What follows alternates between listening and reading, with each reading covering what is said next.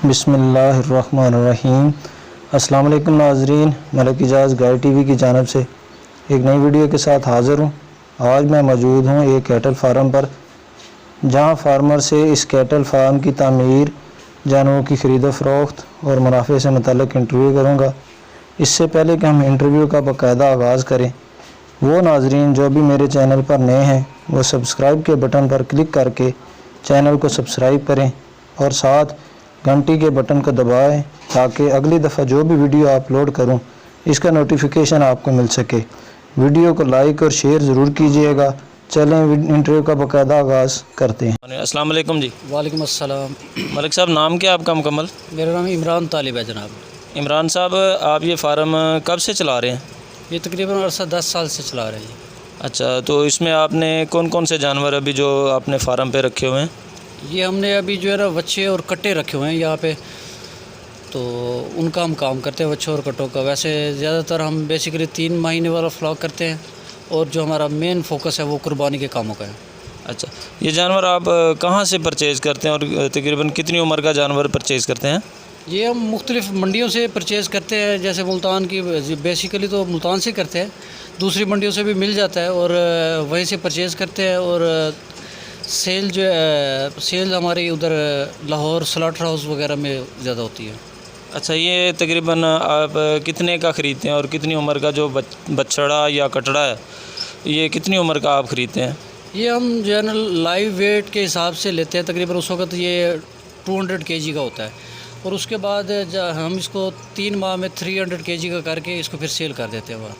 अच्छा, तो ये तकरीबन आपने बताया कि 200 kg का लेके हम 300 kg तक सेल कर देते हैं। हाँ, इसकी खुराक क्या है? इसको रूटीन के चारे के अलावा आप क्या क्या खुराक देते हैं? इसको हम एक टाइम चारा देते हैं, यानी कि सुबह को साइलेज वगैरह इस्तेमाल करते हैं इनके लिए, और दोपहर को इनका यानी कि तोड़ी के ऊपर वंडा है, वो वंडा जो है ना हम अपना बनाते हैं, यानी कि इंग्रेडिएंट्स सारे हमारे अपने, मकाई होगी, राइस पॉलिश, नक्कू और मुख्तलिफ अशिया यानी गंदम और बहुत सारी चीज़ें हैं।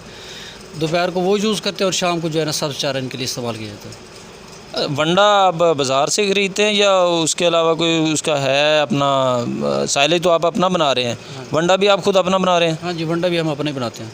तो साइलेज के लिए कोई स्पेशल प्रोसीजर है या उसके लिए कोई मशीन वगैरह है आपके पास? नहीं, वो साइलेज बनाने के लिए हमारी अपनी मशीन है पड़ी। हम अपना यानी कि वो मकई लगाते हैं और उसी का ही साइलेज बनाते हैं, या कहीं से खरीद परचेज़ करके उसका भी हम साइलेज बना लेते हैं। इनके पानी का आपने क्या बंदोबस्त किया हुआ है? ये खुले छोड़े हुए हैं या बांध के रखे हुए हैं? नहीं, हम इनको बांध के रखते हैं, खुले नहीं छोड़ते, क्योंकि ये लड़ते हैं, फिर वज़न भी थोड़ा सा लूज़ कर जाते हैं खुले छोड़ने से। इसी वजह से हमने इनकी पानी की हौज़ियाँ बनाई हुई हैं, यानी कि दोपहर को ये जिस खुरली में खाते हैं उसको साफ़ करके उसी में पानी पी लेते हैं, फिर दोबारा पानी साफ़ करके उसमें यानी कि चारा डाल देते हैं, और शाम को जो है ना बाहर इनकी खुरलियाँ बनी हुई हैं, पानी पिला के इनको बाहर बांध दिया जाता है। अच्छा, सर्दियों में इनके लिए ये आपने शेड वगैरह बनाया है?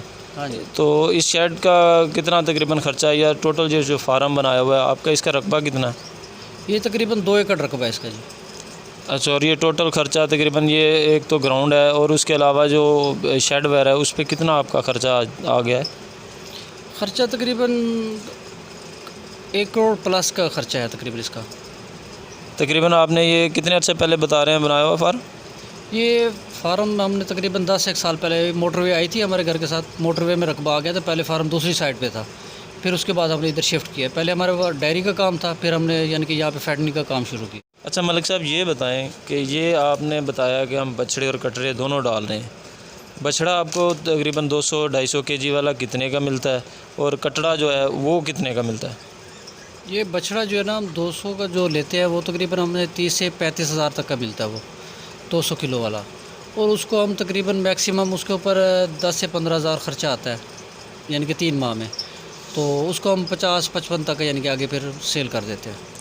और कटड़े का ख़र्चा कितना है? वो कितने का आप मार्केट से ख़रीदते हैं, मंडी से, या जिधर बाहर से भी ख़रीदते हैं, वो कितने का, उस पर कितना ख़र्चा आ जाता है आपको? कटड़ा जो है ना वो ज़रा थोड़ा कम रेट में मिल जाता है, यानी कि 20-25 हज़ार में मिल जाता है। यानी कि उसका वज़न होता है तकरीबन 150 किलो का होता है। फिर उसको हम 250-300 किलो का कर देते हैं। वो तकरीबन उस वक़्त मिलता है हमें यानी कि 25 हज़ार का, यानी कि फिर वो 35-40 तक का यानी कि हमें बिक जाता है।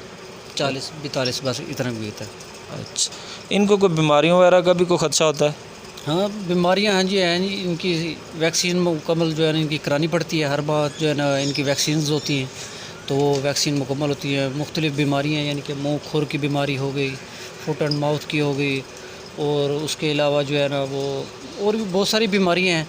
और बेसिकली वह बुखार जो वो तो एक आम रूटीन है, बुखार वगैरह हो गया या कोई दूसरी बीमारियाँ हो गई, यानी कि छोटी डिजीज़ वगैरह, तो उनके लिए हमारे पास अपना यानी कि मेडिसिन पड़ी होती है। वैसे बेसिकली जो हमारा डॉक्टर है हमने रखा हुआ है, जो यानी कि वीक में एक दफ़ा यानी कि पूरे फार्म में विज़िट करता है, उनको यानी कि चेक करता है सारे जानवरों को। इन बीमारियों का आपको देसी इलाज भी करते हैं?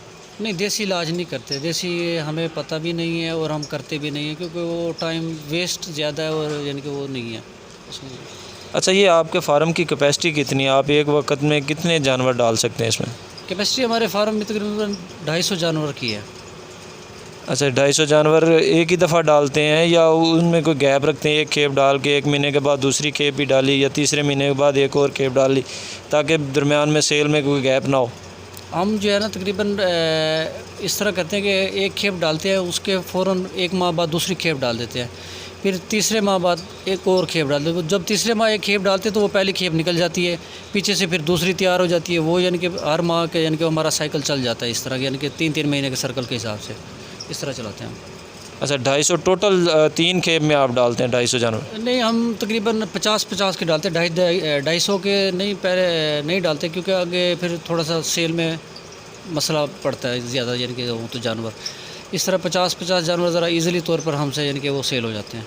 अच्छा, आगे सेल का भी प्रॉब्लम होता है। हाँ जी। आप लोगों को क्या रिकमेंड करेंगे, इसके लिए कौन सी लोकेशन बेहतर होती है? देहात से ज़्यादा या शहर के नज़दीक, या शहर के अंदर तो अलाउ ही नहीं है, शहर के बाहर या देहात में होना चाहिए? ये कोशिश करें कि जो है ना शहर से थोड़ा सा दूर ही हो, यानी कि शहरों में तो वैसे भी अलाउ नहीं है। अगर शहर से दूर होगे तो इनको एक चारे की यानी कि आसानी वो होगी, साथ फसलें वगैरह मिल जाती हैं, बना बनाया चारा। और शहरों से आप शहर के करीब बनाएंगे तो वहाँ पे थोड़ा सा मुश्किल है, इन यानी कि साइलेज वगैरह या ये सब्ज़ चारा जात, इनके लिए यानी कि काफ़ी दिक्कत, उनको परेशानी उठाना पड़ेगी। इसलिए थोड़ा सा शहर से दूर हो तो ज़्यादा बेहतर है। अच्छा, ये जो ग्रीन चारा है उसके लिए आपका अपना रेंज है? हाँ जी, हाँ जी, ग्रीन चारा हमने ज़मीन ली हुई है 60 ठेके पे, उस पर हम यानी कि ग्रीन पाउडर जो है ना काश्त करते हैं उसमें। तो कौन कौन सी उसमें जो इसको चारा है आपने इनके लिए काश्त किया हुआ है? हम जो है इनके लिए रोड ग्रास किया हुआ है, राई ग्रास किया हुआ है, और यानी कि मौसम के लिहाज से आजकल ज्वार चल रही है, और बस ये 3 ग्रास जो है इनके लिए चल रहे हैं फ़िलहाल। शुक्रिया जी मलिक साहब, बहुत बहुत शुक्रिया आपका।